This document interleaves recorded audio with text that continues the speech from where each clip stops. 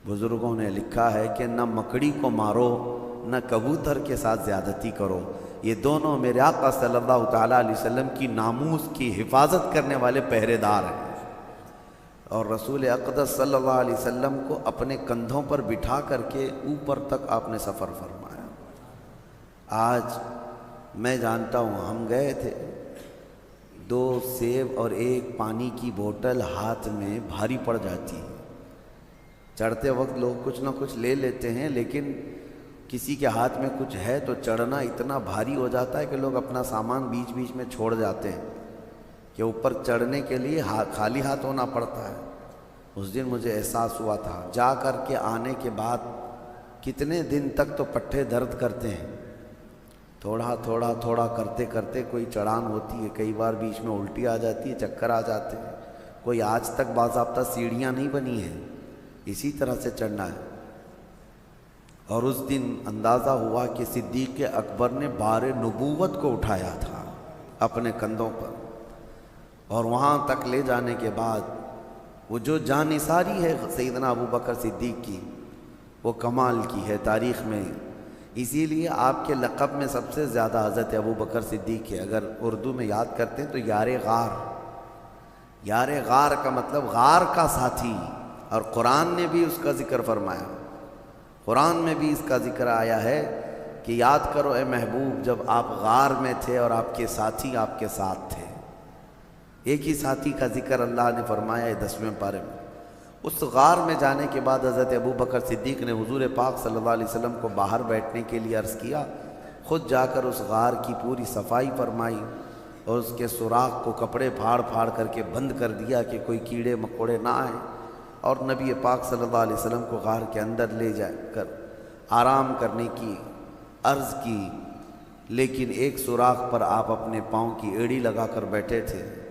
नबी पाक सल्लल्लाहु ताला अलैहि वसल्लम वहाँ आराम करने की गरज से गए। उस गार को अभी भी आप जा कर के देखेंगे तो इतना छोटा है कि खड़ा नहीं हो सकता, अंदर कोई सिर्फ बैठ सकता है, खड़े होने वाली जगह नहीं है वो। और 2 ही लोग अंदर जा सकते हैं, गार में इतना छोटा है, 2 लोग बैठ सकते हैं, बाकी सब पत्थरों से घिरा हुआ है।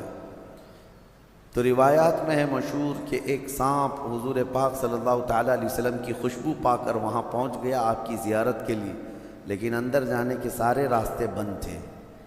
तो एक रास्ता जिस पर आपने एड़ी लगा रखी थी, सिद्दीक़ अकबर ने पाँव पर उनके सांप काटने लग गया कि ये पाँव हटाएं तो मैं अंदर जाऊं और दीदारे मुस्तफ़ा कर लूँ। लेकिन हज़रत अबू बकर सिद्दीक़ हैं कि पैर हटाने को तैयार नहीं। जहर चढ़ता हुआ उनके रान तक आ गया और उनका जिस्म पीला पड़ने लग गया, और नबी पाक सल्लल्लाहु अलैहि वसल्लम आराम कर रहे हैं। दर्द की शिद्दत बढ़ गई। बाज़ रिवायात में है कि सांप जितना पुराना होता है उतना जहरीला होता है, वो काफ़ी पुराना सांप था। हुजूर पाक सल्लल्लाहु ताला अलैहि वसल्लम ने पूछा, मालक या अबा बकर, ए अबू बकर क्या हो रहा है तुम्हें?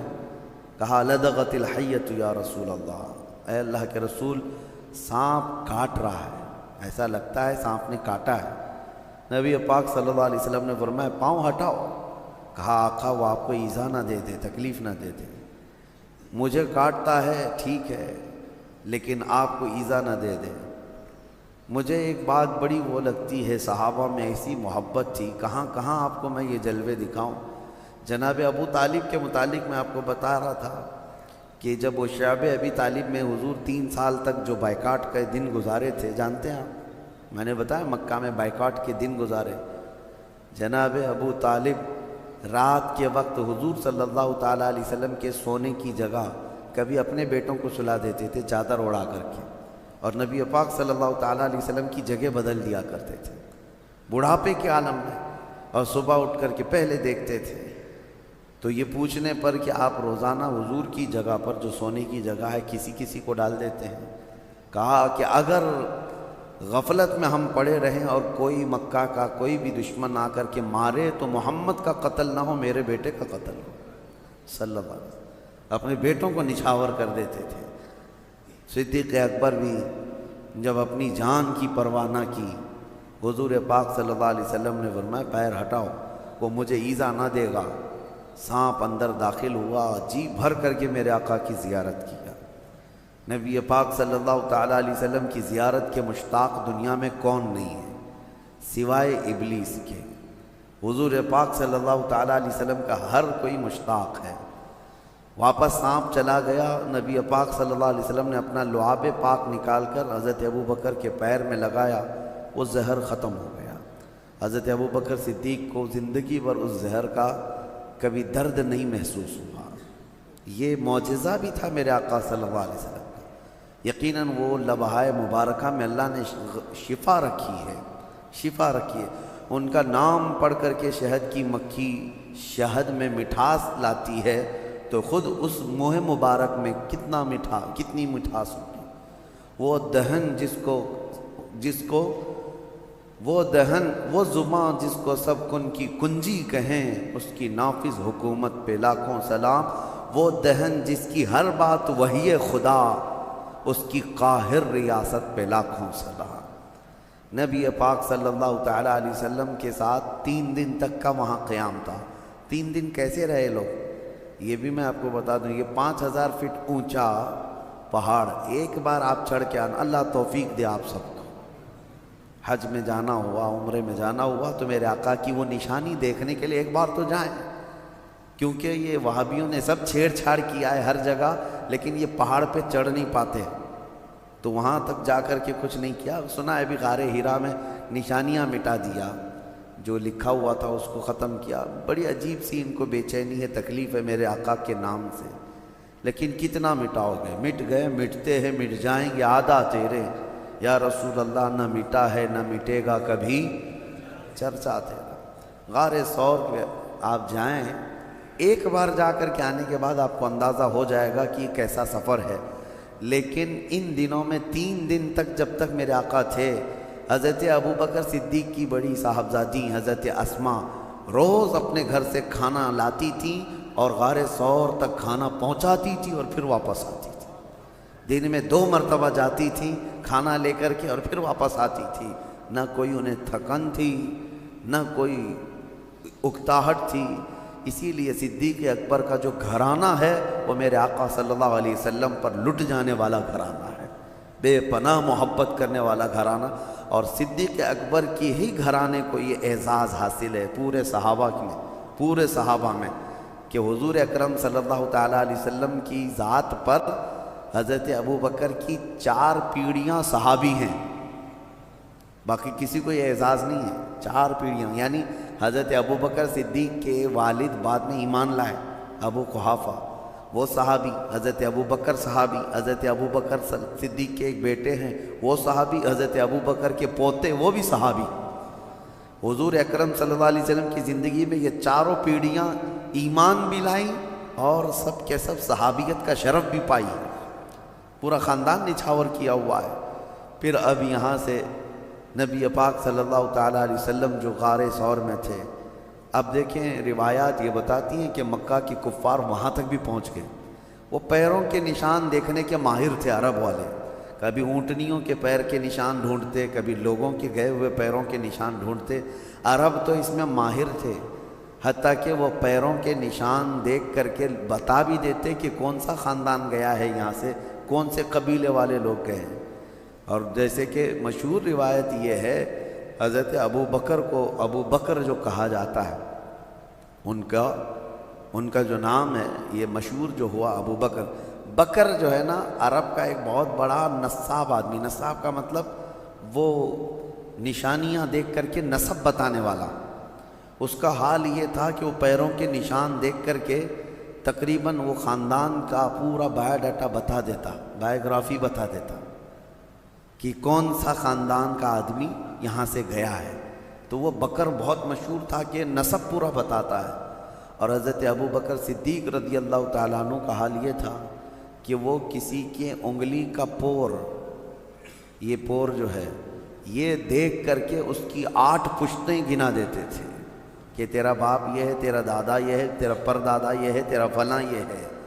حضرت ابوبکر صدیق نسب کے اس میں اتنے ماہر تھے، اسی لیے آپ کو کہا گیا وہ تو بکر ہے جو ایک خاندان بتاتا ہے، یہ بکر کا باپ ہے جو 8 پشتوں تک بتا دیتا ہے، ابو بکر۔ تو حضرت صدیق اکبر رضی اللہ تعالیٰ عنہ کے ساتھ وہاں تھے تو کفار جو ہے پیروں کے نشان ڈھونڈتے ڈھونڈتے وہاں تک پہنچ گئے. کہاں تک؟ پہاڑ تک بھی پہنچے، کیونکہ مکہ میں دوسرے ہی دن یہ اعلان ہو گیا تھا جو محمد اور ان کے ساتھی کو ڈھونڈ لائے گا اسے 100 اونٹ انعام میں دیے جائیں گے. 100 اونٹ دیے جائیں گے. اس زمانے میں 100 اونٹ کا مطلب یہ ہوا کہ 100 کار، یعنی آج کے زمانے میں جو کار ہے، کار کی جو قیمت ہے وہی اونٹ کی قیمت تھی اس وقت. جس کے پاس ایک کار ہے آج وہ ایک سواری والا سمجھا جاتا ہے، بڑے اچھے طبقے والا سمجھا جاتا ہے یا مڈل کلاس کا ہے، اور جس کے پاس اس سے زیادہ ہے تو وہ ہائی لیول کا آدمی ہے. اب 100 اونٹ، ابھی یہاں کوئی اعلان کر دے کہ 100 مرسیڈیز کسی کو ملیں گے تو اسی سے آپ کو اندازہ ہو جائے گا 100 مرسیڈیز کا مطلب کیا ہے. تو اس زمانے میں سرخ اونٹ جو ہے وہ مرسیڈیز اور بڑی لگژری گاڑیوں کے مقابل میں مانے جاتے تھے. عام اونٹ الگ ہے، سرخ اونٹ یعنی لال رنگ کا اونٹ وہ لگژری اونٹ تھا. جس کے پاس ہوتا ہے وہ بڑے قسم کا آدمی. اور ویسے 100 اونٹ کا اعلان ہو چکا تھا مکہ میں کہ جو ڈھونڈ کر کے لائے گا اسے 100 اونٹ ملیں گے. آپ کو اونٹوں کی اہمیت ابھی نہیں معلوم، ضرورت آپ کو نہیں پڑتی ہے، لیکن اس وقت کی سواری بھی وہی تھی، ان کی سفر کا سارا دار و مدار اس پر تھا. اس انعام کے چکر میں در در کی لوگ جو ہے خاک چھان رہے تھے، ڈھونڈ رہے تھے، اور ڈھونڈتے ڈھونڈتے وہاں تک پہنچ بھی گئے تھے. اب غار تک بھی پہنچ گئے، یہاں تک کہ اس مقام تک پہنچے کہ اگر وہ اپنے پیروں کی ایڑیاں اٹھا دیتے تو حضور پاک صلی اللہ علیہ وسلم حضرت ابوبکر ان کو صاف نظر آ جاتے. حضرت ابوبکر غار میں بیٹھے ان کی گردنیں دیکھ رہے تھے، لیکن کفار و مشرکین حضور کو اور حضرت ابوبکر کو دیکھ نہیں پا رہے تھے. غار کے دہانے تک، منہ تک تو پہنچ گئے.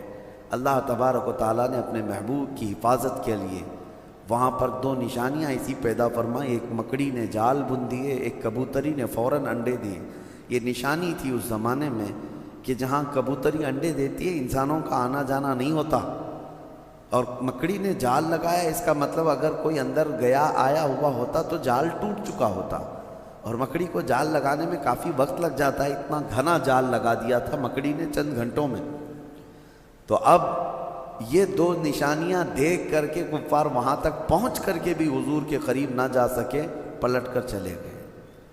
اللہ رب العزت جب کسی کی حفاظت کرنا چاہے وہ تمہاری گردن تک قریب لا کر دشمن کو بھی دور پھینک دیتا ہے. اعلیٰ حضرت فاضل بریلوی رضی اللہ تعالیٰ عنہ فرماتے ہیں جان ہے، جان ہے، جان کیا نظر آئے. حضور جو ہے جان کائنات ہیں، اور جان کس کو نظر آتی ہے؟ جان ہے، جان کیا نظر آئے. کیوں عدو گرد غار پھرتے ہیں، وہ سوئے لال ازار پھرتے ہیں، تیرے دن اے بہار پھرتے ہیں. نبی پاک صلی اللہ تعالیٰ علیہ وسلم کو وہ قریب آ کر کے بھی دیکھ نہ سکے. یہ دونوں چیزیں نشانیاں بن گئی. اسی لیے بزرگوں نے لکھا ہے کہ نہ مکڑی کو مارو نہ کبوتر کے ساتھ زیادتی کرو. یہ دونوں میرے آقا صلی اللہ تعالیٰ علیہ وسلم کی ناموس کی حفاظت کرنے والے پہرے دار ہیں، جس کو آج کہتے ہیں نا محافظ ناموس رسالت. یقیناً میرے آقا صلی اللہ تعالیٰ علیہ وسلم کی عزت کی پہرے داری کرنے والی مکڑی بھی ہے اور کبوتری بھی ہے، اور دونوں عزت پائے ہوئے لوگ ہیں. مکڑی کو مارنا منع ہے، ہاں بس یہ ہے کہ اس کے جال کو صاف کریں لیکن اس کو نہ مارے. بعض بزرگوں نے حیات الحیوان ایک کتاب ہے حیوانات، علامہ کمال الدین دمیری رحمۃ اللہ علیہ کی، اس میں تو انہوں نے لکھا ہے کہ مکڑی کو مارنے والے کو کئی طرح کی بیماریاں لگ جاتی ہیں، کئی طرح کی بیماریوں میں وہ ملوث ہو جاتا ہے. اس کو نہ مارے اس لیے کہ اس کو اعزاز ہے، میرے آقا صلی اللہ علیہ وسلم کی حفاظت میں اپنا جال بن دیا تھا.